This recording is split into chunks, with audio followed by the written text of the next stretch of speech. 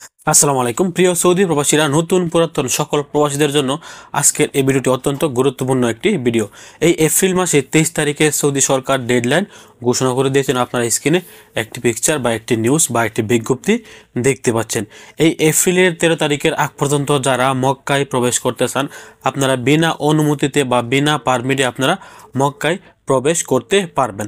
কিন্তু এই এপ্রিল মাসে 23 তারিখের পর, অর্থাৎ আজকে এপ্রিলের 13 তারিখ, আর মাত্র 10 দিন আছে। আর 10 দিনের ভিতরে আপনারা মক্কায় যারা প্রবেশ করতে চান বা যারা উমরা করতে চান, আপনারা বিনা অনুমতিতে বা বিনা পারমিটে কিন্তু আপনারা মক্কায় প্রবেশ করতে পারবেন। 23 তারিখের পর থেকে আপনারা আর মক্কায় প্রবেশ করতে পারবেন না যদি আপনি মক্কার কাজের পারমিট দেখাতে না পারেন, এবং আপনার একটি বৈধ ইকামা দেখাতে হবে, একটি কাজের পারমিট দেখাতে হবে। এবং আপনি যদি উমরা করতে যান তাহলে অবশ্যই উমরার যে বুকিং করা পারমিটটি আছে ওইটাও আপনাকে শো করতে হবে।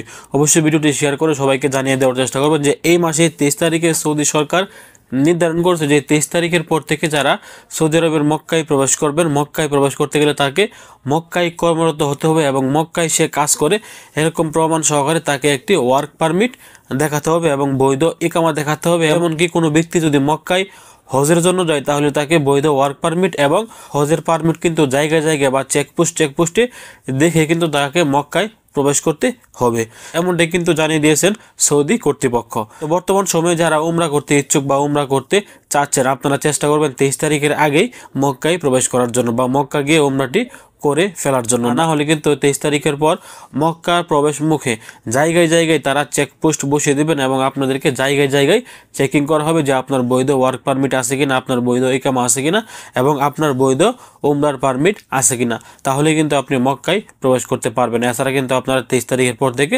মক্কায় প্রবেশ করতে পারবেন না। তো ভিডিওটি শেয়ার করে সবাইকে জানিয়ে দেওয়ার চেষ্টা করবেন। ভালো থাকুন, সুস্থ থাকুন, দূরপ্রবাসের সঙ্গে থাকুন। আসসালামু আলাইকুম।